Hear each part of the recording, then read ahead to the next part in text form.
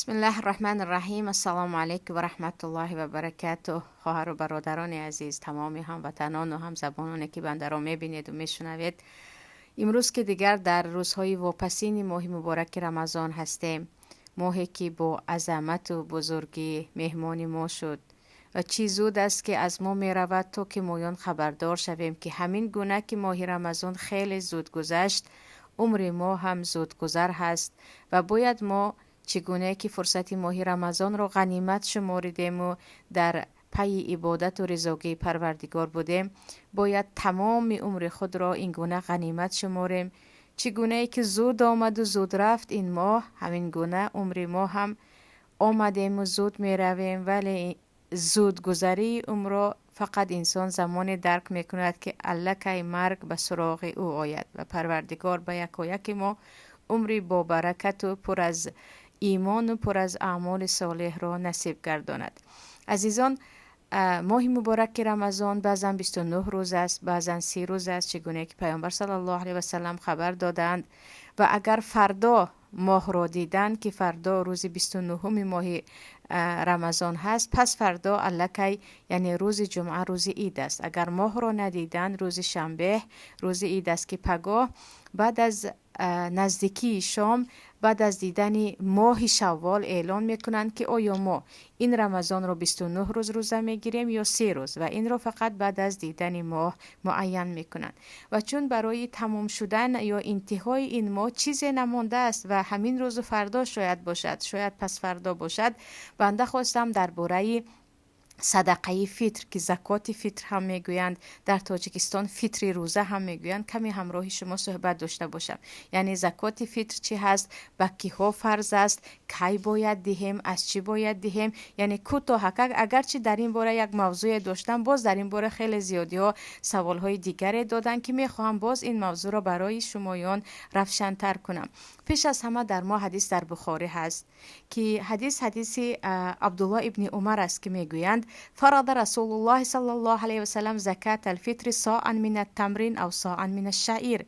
پیامبر صلی الله علیه و سلم زکات فطر را فرض کردند. زکات فطر چی هست؟ دادن 1 صاع از خرما و یا اینکه جو. و این چونین تمامی خوراکه هایی که ذخیره می شود، به این می توانیم قیاس کنیم، چون در حدیث دیگر مویز هم آمده است.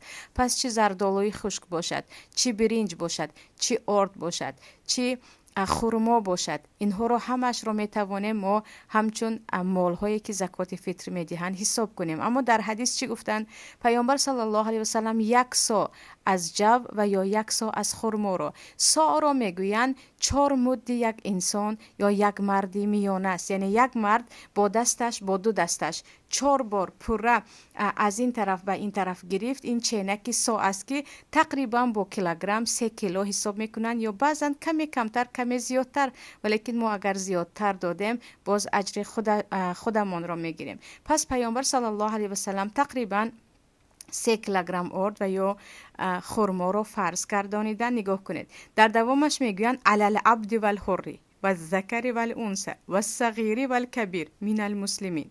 چی تو برده باشی، چی آزاد باشی، یعنی حتی برده ای که هیچ مال ندارد، از نام او هم باید سیدش یا سردارش باید زکاتش رو بدهد. اگر خودش پول داشته باشد یا خودش همین مقدار زکات رو داشته باشد، خودش بدهد. چی برده باشد، چی انسانی آزاد باشد، چی زن باشد، چی مرد باشد، چی کلان باشد، چی خرد باشد، حتی انسان ها یعنی کودک خردک که هیچ روزه نمیگیرد، از نام او هم پدرش زکات میدهد. و در دوامش میگویند و امر بها ان تؤدی قبل صلاة العید. و پیامبر امر کردند که این زکات را یا همین 3 کیلوگرم جو را و یا اینکه خرما را پیش از نماز عید بدهند، پیش از نماز عید بدهند. در حدیث دیگر که در ابو داود است، پیامبر صلی الله علیه و سلم، حدیث از عبدالله ابن عباس است که عبدالله ابن عباس میگویند فرض رسول الله صلی الله علیه و سلم صدقه الفطر طهرة للصائم من اللغو و الرفث و طعمة للمساکین. پیامبر صلی الله علیه و سلم زکات فطر را فرض گردانیدند برای روزداران تا که روزه آنها را پاکیزه سازد، از تمام بیهودگویی و از تمام بدگویی و بدرفتاری هایی که در رمضان کردید. یعنی خواه و ناخواه دیگر انسانیت هست، اخلاق انسانیت، طبیعت انسانیت هست. یک بار نه یک بار عصبانی شدیم، یک بار نه یک بار غیبت کردیم، یک بار نه یک بار کاری کردیم که برای روزدار نشاید و نباید. ولی اینجا پیامبر صلی الله علیه و سلم گفتن شما زکات فطرتان را یا صدقه فطرتان را از همان 3 کیلوگرم بدهید برای پاکیزه کردن روزه شما و طعمة للمساکین و برای آنکه خوراک باشد برای بیچاره ها. فمن اداها قبل الصلاه فهي زکات الفریضه. اگر شما پیش از نماز عید دادید، شما زکات فرضی که برگردنتان بود دادید و ثوابش را گرفتید. فمن اخرها یا و من اداها بعد الصلاه فهي صدقه من الصدقات. اما کسی یکی دیر کرد، بعد از عید نماز عید رو خواندند و زکات فطرش رو نداد، این یک صدقه عادی است. یعنی همون گونه‌ای که زکات فطر ثواب دارد آن ثواب رو نمیگیرد. پس اینجا ببینیم که پیامبر صلی الله علیه و سلم دادنی 3 کیلوگرم از خوراکواری رو در آن وقت که مردم اساساً جو میخوردن، ارد جوین میخوردن و خرما میخوردن، علل خصوص در مثلا مکه و مدینه و در عربستان، پیامبر صلی الله علیه و سلم از خوراکی که مردم اساساً میخورن فرض کردن. مثلا در تاجیکستان اساساً مردم ارد میخورن، ما میتوانیم سر هر یک نفر 3 کیلوگرمی ارد حساب کنیم. در زیادی از کشورها به جای ارد برنج میخورن، آنها میتوانند از برنج حساب کنند. تا حال بعضی قبیله هایی هستند که به جای ارد و برنج آنها فقط در مثلا دولت های عرب خرما میخورن، آنها میتوانند از خرما حساب کنند. یعنی در کجایی که زندگی کنید و مردم اساسا از همان خوراک استفاده کنند، از آن زکاتش را دادن بهتر است، برای آنکه برای محتاجان دستگیری می شود. اکنون نگاه کنیم، پیامبر صلی الله علیه و سلم گفتن کیها باید دهند، کیها باید این زکات فطر را دهند. پیامبر گفتن خرد و کلان، آزاد و برده، مرد و زن، برای تمام مسلمان. و در حدیث دیگر آمده است فقیر و غنی، کم بغل باشی هم بای باشی هم، کی نباشی کودک یک روزه، کودکی که امروز تولد شد از نام او پدرش زکات میدهد. پیرزن و پیرمردی که برای روزه‌گیری یا بیمار بودن یا قدرت نکردن، از آنها هم زکات فطر داده می شود. یعنی زکات فطر فقط برای روزه‌داران نیست، هر یک مسلمان باید این را دهد. من روزه نگرفتم، بیمار بودم، زکات فطر را نمیدهم میگویند بعضی‌ها. از کجا است؟ پیامبر گفتن برای کودکا هم بدهید، در حالی که میدونیم که کودکا برایشان روزه گرفتن فرض نیست. و فقیر و کم بغل هم آمدگی هست در روایت دیگر. پس اینجا در نزد جمهور علما، یعنی اکثریت علما، هر انسانی که در خانه اش مقدار 3 کیلوگرم ارد را دارد، او باید همان را زکات دهد. یعنی اگر گفتی که نه من یگان کیلوگرم نه ارد دارم نه برنج دارم، مثل انسان‌هایی که در کوچه ها میخوابند، در کوچه ها میخوابند یا عموما هیچ چیز ندارند، برای آنها فرض نیست، برای آنکه لا یکلف الله نفسا الا ما آتاها، الله چیزی که نداری به آن مجبورت نمی کند. اما نگاه کنید در نزد اکثریت علما، گفتیم جمهور علما، اگر تو امشب 3 کیلوگرم ارد و برنج در خانه داشته باشی، همون رو باید زکات دهی. اینجا قول بعضی از علما هست که نباید تو بای باشی، اما در ما حدیث، نص حدیث یا گفتیم خودی صراحتا در حدیث آمده است که تو آزاد باشی، هم برده باشی، هم کم بغل باشی، هم بای باشی، هم باید این زکات رو بدی. اکنون نگاه میکنیم که پیامبر گفتن 3 کیلوگرم یعنی 1 سا گفتن. اگر با دست حساب کنید باز بهتر، کسی که 4 تا مثلا مردها برای هر یک نفر 4 تا پرپر با دستشون میگیرن، 2 کفی پر. اما آیا پولش رو دهم می شود؟ آیا ما مثلا در یک خانه 5 نفر زندگی میکنیم، 3 کره 5 15 کیلوگرم ارد یا برنج رو باید دهیم. پولی 15 کیلوگرم برنج رو به یک نفر دهیم، به یک هم بغلی محتاج می شود یا نه؟ در اینجا در مذهب امام ابو حنیفه رحمت الله علیه که به این قول امام بخاری هم هستند، در صحیح بخاری امام بخاری آثار معاذ ابن جبل رو می آورند که از بعض مردم به جای خوراک لباس می گرفتند. یعنی وقتی که زکات مردم رو صدقه فطر یا زکات فطر مردم رو جمع میکردن. پس امام ابو حنیفه رحمت الله علیه میگن مقصد از دادن زکات فطر طعمة للمساکین، خوراک برای محتاجان است. محتاج ها چگونه که به خوراک نیاز دارند به پول هم نیاز دارند و شما می توانید به حالتش نگاه کرده پول رو هم دهید. و امام بخاری هم در کتابشان همین قول رو راجح کردند که ما می توانیم به جای خود برنج و ارد وقتی که می دانیم که کم بغل محتاج تر است پول دهیم. بعضی از علما می گویند در زمان پیامبر صلی الله علیه و سلم مردم اساسا در دستشان تنگه های طلای نقره نبود که پول در آن زمان متل بود، یعنی تنگه های نقره‌گین و طلاگین بود. برای همین پیامبر صلی الله علیه و سلم مقدارش را از خرما و جو گفتن که هر کس این را تواند بدهد، هر کس تواند بدهد. در زمان حاضر در لجنه علمای اروپا هم به همین قول راجع هستند که ما می توانیم، چون بعضی قمبغلانی هستند که ارد و برنج را برای پختن حتی قدرت ندارند، می توانیم به دستشان پول دهیم که آنها خوراک پختگی خرند یا اینکه برای دیگر ضرورتشان استفاده برند. اینجا بعضی علما میگن نه پیامبر فقط مثلا برنج، جو و گندم و ارد و از این چیزهای خوراکواری گفتن که اگر قیاس کنیم از اینها بدهید. بعضی علما میگن مقصد که کمک کردن است با پولش هم میشود. اکنون اینجا وقتی که ما گفتیم خوراک هست و 3 کیلوگرم است، فمن تطوع خیرا فهو خیر له. الله در قرآن میگوید شما هر چیزی که فرض است و شما بر زیادی کردید ثوابش برای خودتون است. یعنی از 3 کیلوگرم اگر زیاد دهیم چی ثوابش رو زیادتر میگیریم، اما فرضش این است که شمایان 1 سا یا 3 کیلوگرم میدهید. و درباره گفتیم پولش رو دادن، اینجا بعضی از علما حتی علمای معاصر هم این قول رو بهتر میدونن که حاضر در حال حاضر در زمان حاضر زیاد از کمبغلان به برنج و ارد نگاه کرده و پول هم نیازشان زیادتر است. اکنون ما کی میدیم؟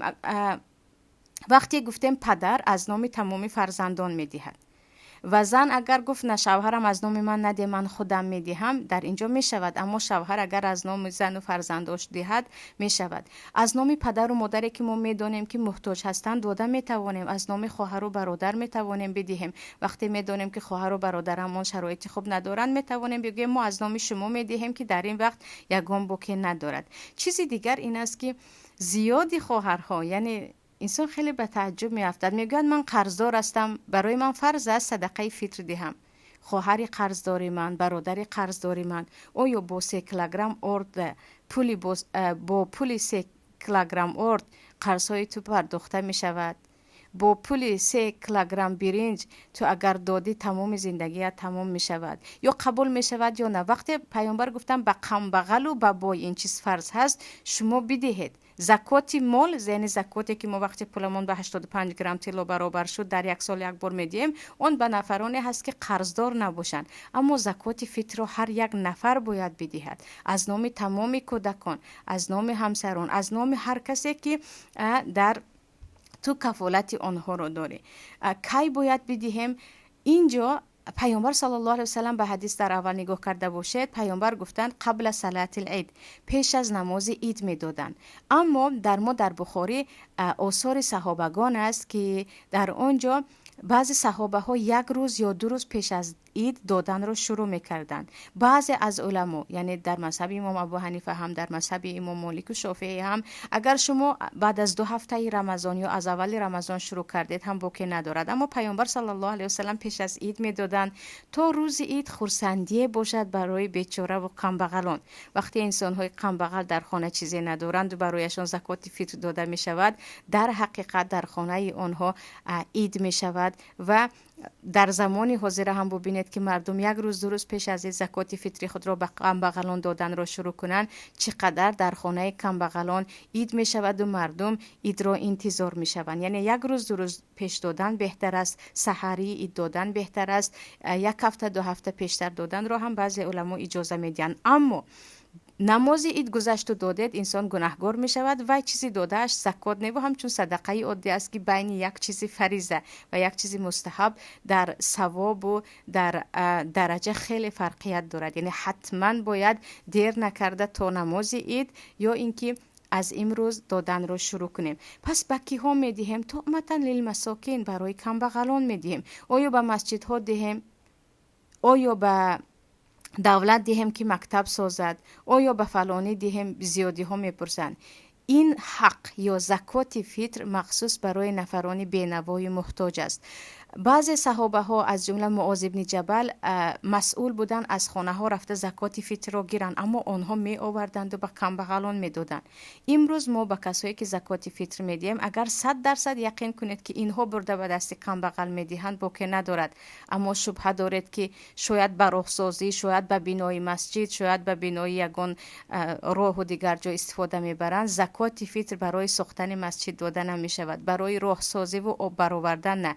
این مخصوص کمک برای محتاجان است که به دست محتاج رسد، به دست محتاج رسد. اما اینجا بعضی ها میگوین من فرزندی بیمار دارم، به فرزندم دهم چی می شود؟ به نبیرم که مثلا دانشجو هست، به پدر و مادرم که محتاج هستند. عزیزان، مگر زکات فطر به پدر و مادر داده می شود؟ به فرزند داده می شود؟ به نبیره داده می شود؟ شما کمک خود رو به آنها باید رسانید.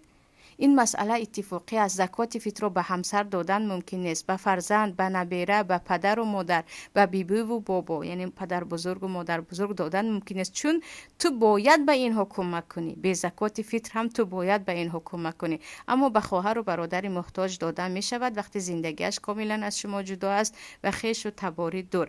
و اینجا چه خیلی گفتم مسئله انسان‌هایی که روزه نگرفتن از آنها زکات میدهیم یا نه مسئله اتفاقی است. شما به سبب بیماری، به سبب مسافرت یا به سبب مثلا زنها تولد و دیگر شیردهی اگر روزه نگرفتن هم حتما باید زکات فطرشان رو بدهند که خیلی کم است.